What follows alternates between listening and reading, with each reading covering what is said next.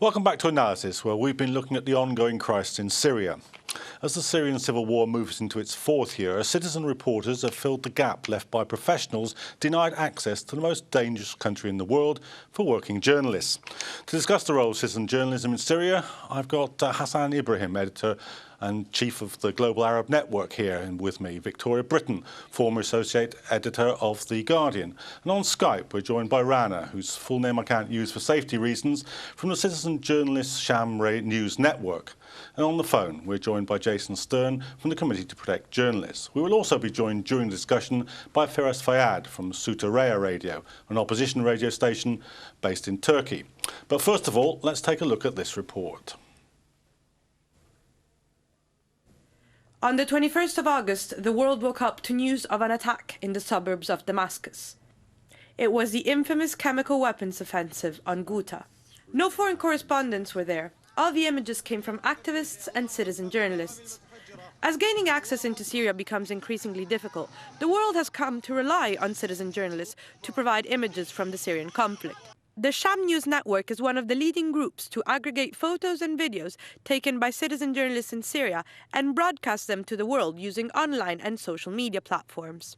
In the beginning, a couple of activists, they were, reporting what's going on and putting on Facebook. And later on, it developed to have about, right now we have about 56 correspondents in Syria. The main objective is to carry on and record the truth about this revolution and what, the people of Syria. A group of Syrian self-styled filmmakers is now looking to show a different narrative to the conflict, one which focuses on the daily struggles of ordinary Syrians.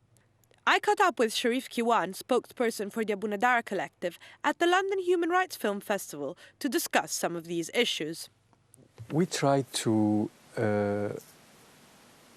show the countershot to the armed conflict that is the main focal point of the media. We try to show Syrians, ordinary people, not heroes or victims, not Alawite and Sunnites. We just want to show the context and to give the viewer the possibility to ask himself questions. According to statistics from Reporters Without Borders, over 100 journalists have died since the beginning of the Syrian conflict, making Syria the most dangerous place in the world to be a journalist at present. Not only have they traditionally been under threat by the government, now they're also under threat by some extremist armed opposition groups that control certain areas and do not want the world to talk about their own abuse of people. In Syria, the regime has blocked many websites, including Facebook and YouTube, as this has largely provided an outlet for the opposition to express their resistance. The young men and women part of Abu Nadara work anonymously to avoid reprisals and have found innovative ways to make their voices heard. We try to build characters. So when we show a victim like Zena, for example, actually, we could focus on her legs. She lost her two legs. We focus on her smile, because when you, viewer, you see the smile of a victim, you feel her humanity better than when you see her body demeaned. Documenting the conflict is not only a priority for journalists, but also a necessity for NGOs and human rights organizations. There are individual stories of people who are disappeared, who are detained, who live under siege, who do not have access to humanitarian aid, who can't go to school anymore. These are all stories that we as a human rights organization want to focus on, want to highlight in the prospect of, in the future, holding perpetrators of abuse accountable. Despite the many difficulties on the ground, what Syrian journalists fear most is the gradual loss of interest by foreign audiences. As media people trying to highlight the devastation, the plight, the level of violations in Syria without contributing to what today has become viewer fatigue. As reporting on Syria becomes increasingly difficult and audiences start to become desensitized, many Syrians are losing hope for a better future. Flaminia Giambalvo, Islam Channel.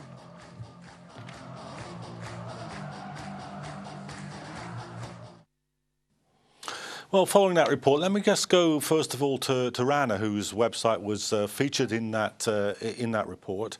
Do you think, Rana, that citizen journalism can replace what establishment media outlets would have reported, or do you think it's just a question of doing what you can in the absence of anything else?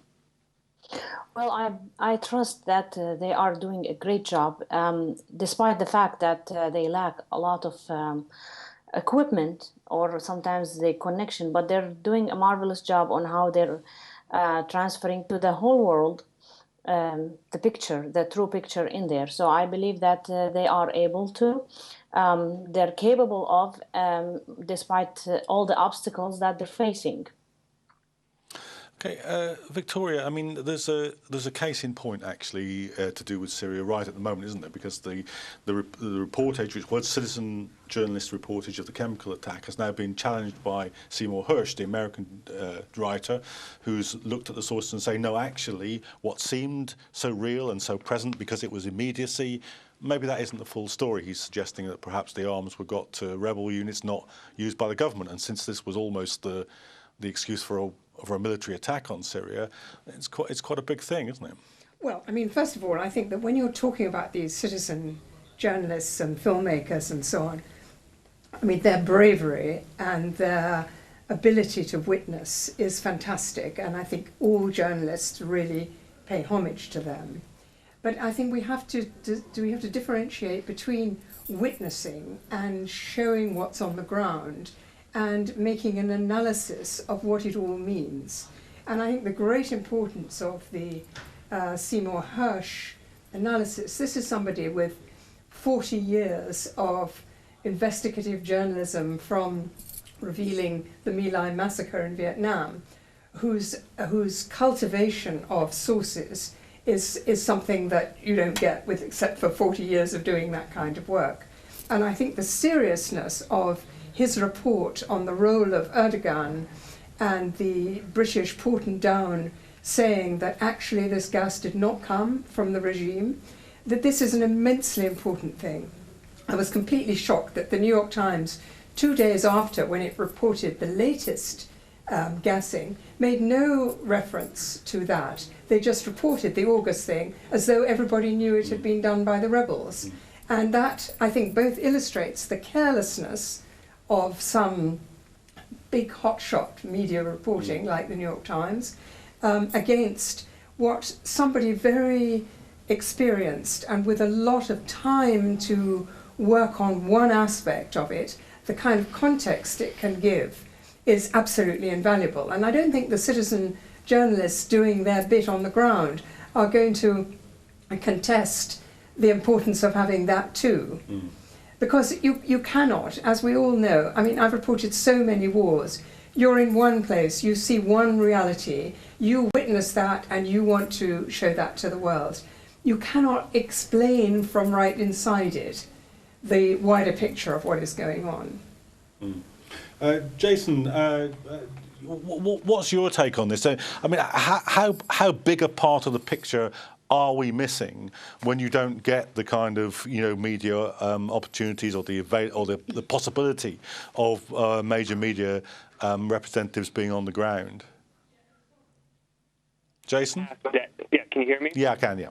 Yeah, I think first of all, in the past decade, you've seen a real democratization of journalism, where never before has it been so easy for people to collect, produce, and disseminate the news. And that's exactly what we're seeing in Syria. All you need is really an iPhone and a YouTube channel. And so on one hand, we've never had a conflict with so much footage and so much raw material coming out of the country, thanks to all the citizen and freelance journalists in the country. But what those news reports don't have, though, is the context of what happened before the camera was turned on, what happened right after, who are the actors involved, the issue of verification, all these sorts of things. And I think when you have a healthy news environment, you really see the citizen journalists and the mainstream media working together to try and determine what exactly is happening in the country. Rana, did you think that there are? Do you feel that that the immediacy is that you're seeing, that you're reporting? How aware do you think that your reporters are that this can only ever be part of the story? Although sometimes it feels like the most important part of the story. The reporters usually, what they take pictures, videos, and they do their reporting right away. So it's an immediate. It's like I was in contact with one of them during the chemical attack, and he was describing step by step what was going on. Hassan, do you think that the thing that we're missing here really is that context is always king? That the facts can often be the reverse of how they appear when the full context is provided, and that can only really be provided by a journalist who's working in the way that Seymour Hersh is, which isn't to say necessarily a major media outlet, because quite a lot of journalists, as we know, don't work that way. Right. There is 2 points actually here. The citizen journalists, especially in Syria, we did not have any choice. They had to replace the professional journalists, not because there is options, but this is the only way to take the information. In terms of Hersh article and analysis on Syria, I do disagree with many things. He mentioned that he want to refer that the opposition had part of these things, and he considered it was just instant information flowing from Syria, and then there is a decision taken by the international community. It wasn't like that. The United Nations sent delegation to Syria, investigated these images, these facts. They got samples from there, from the bodies, from the earth, from everywhere, and they confirmed there was attack. And later on, the further investigation showed that the opposition doesn't have the means to launch such attack. So this is just to clarify that I disagree with Hersh. He's got a lot of experience, but he relied on not credible sources when he relied on what's called, the Russian information and the Russian intelligence information. Mainly he used it to give this analysis. Back to the citizen journalists in Syria. Yes, they lack the qualifications. They lack in terms of taking the journalism ethics. But at the another hand, with the time, many of them, I witnessed it personally with them. I've managed to train some of these activists who were at the beginning, their hope it was just activism job. It's just to transfer this information to the mainstream media and put it in the hand of the professional to tackle it and analyze it and present it in a professional manner. But with that time, we are talking now, we are entering the 4th year. Some of them managed to, get the experience, try to get it more perfect, more or less in a professional way, in terms of when he started understanding there is ethics in this job. Is not just about propaganda machine or any things like that. So some of them managed to become like in the writing in some Arab journalist newspaper, and in some of them are speaking to Arab media and to the international media, and able to take it as much as possible, credible, to transfer what's happening there in very professional way as much as possible. Well, we've got a chance now to speak to Faris Fayad, who's based in Turkey. Faris, do you think that's something that's perhaps beginning to happen in your experience, that people who are starting out as citizen journalists, in a way, are now beginning to are doing it so regularly that they're now beginning to take on some of the kind of mental equipment and ways of working that professional journalists have? Faris, can you hear me? Well, let me put that, Victoria. Let me put that to you. Do you think that Syria is an exceptional circumstance because, as Hassan was saying, there really wasn't a choice.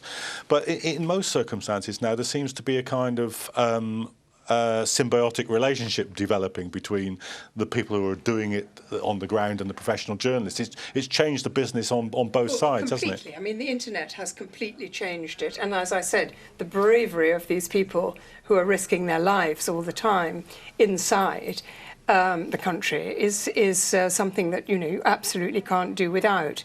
But I think that at the end of the day, you have to ask yourself as a journalist, what are we doing by reporting this stuff? And I wanted to refer to this very detailed report from Amnesty focusing on Yarmouk. And I happen to know the person who did the interviews with Yarmouk, which were all done on Skype or by phone, people still in there and people who've left.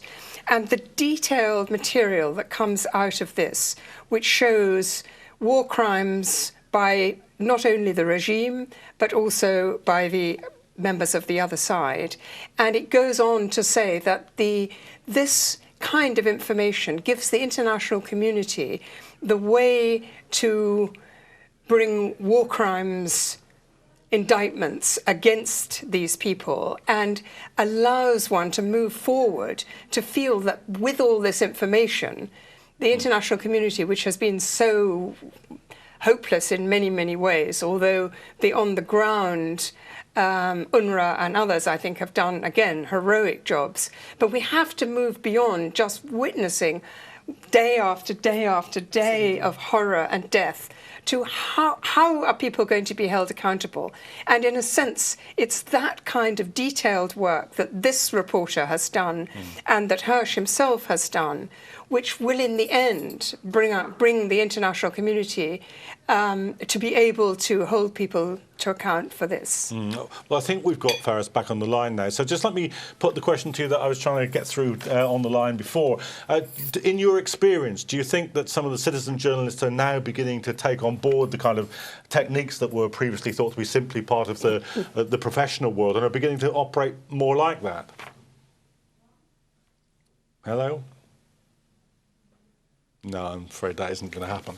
Let me ask you about that. Do you think that's beginning to happen now? Actually, we witnessed such thing happening. Many of these activists who started try to get more professional training on journalism. We witnessed several people like Firas, I think, and others who launched some websites, some radio station. Some of them tried to produce some professional videos as well and broadcasting through mainstream media like probably Al Jazeera and Al Arabiya. I noticed some of them they relied, and somehow mainly on such in the beginning of the revolution on such activists who become more and more moving toward to become a citizen journalist and then professional journalists. And obviously, as Victoria mentioned, they are doing not just a media work, they are as well documenting crimes. They are offering the world some information and sources could be used one day if there is any international court to take and look at who committed any crime, whether the regime or some extremists who hijacked the revolution and tried to suppress these citizen journalists. The importance of such citizen journalists, we can see it when the regime target them. We, according to the Reporters Without Borders, around 80% of the journalists killed in Syria are 80% of them are citizen journalists. They were the eye of the revolution. They transferring everything happening. So the regime was targeting them, and they were paying the price twice than any protester or any opposition in there. So they are doing several jobs, media, documenting crimes, and sometimes they are doing humanitarian assistance. They are helping some besieged city, so they are working in several fronts. Jason, do you think that we've seen a kind of the kind of technological revolution here that perhaps we haven't seen since the widespread use of the printing press? I mean, I'm thinking this kind of journalism is simply impossible, not only without the social media, but in reality, it's pretty unthinkable without the smartphone, without the picture of the moment, isn't it? Yeah, absolutely. And the thing, though, is right now we have a new model of journalism, this 21st century model. But in Syria, we see what happens when this new model comes headfirst into a brutal civil war. And the result is a devastating effect on journalism in terms of the number of killed. It's the second deadliest conflict CPJ has recorded. We've had 80 abductions, more than 80 abductions of journalists. Of which at least 25 journalists are still missing. In terms of the number of imprisoned journalists, all of these things are at least partially a result of this new model of journalism coming headfirst into a deadly conflict. And, one of the things about the citizen journalists, they don't have the training, they don't have the equipment, they don't have the support of the big media organizations. They're certainly more at risk. But one thing that's the same, since the Committee to Protect Journalists has been documenting the deaths of journalists since 1992, everywhere in the world, the brunt of the risks are faced by local journalists. And in fact, in Syria, we see 90% of the journalists killed are local journalists. That's the same in every country. So even though for everything that's new and dangerous about Syria, that one trend is exactly the same, which is that local journalists face the most risks in any conflict or any country that they cover. Victoria, just to sort of correct the balance, we've been saying, that perhaps citizen journalists, however valuable what they do is, can't see the whole context. That's what proper journalism does. But lots of big news organisations don't do that, do they? Absolutely. The Rebecca Brooks trial is going on as we speak, and there's the resources of a major news organisation used for anything but this purpose. Yeah, there's absolutely no doubt that what we call mainstream journalism has been exposed as in many ways extremely debased.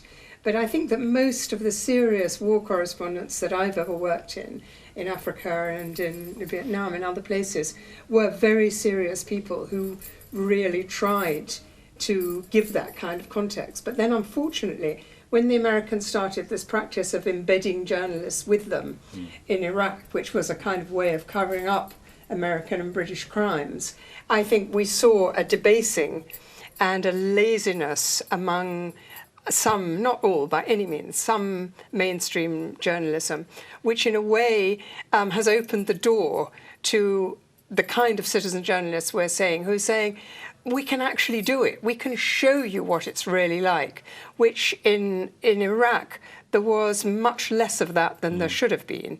And the bringing people to account for some of the crimes that the Americans committed would have been much more speedy had you had this same kind of citizen journalism and smartphone media and all of that. Okay. So it's much to be welcomed. Okay. Well, on that note, I'm afraid we're going to have to leave it because we've run out of time for this episode of Analysis. But do rejoin us for future episodes where we'll be tracking the future developments in the Syrian revolution and all the important international stories. But thanks for watching. Okay.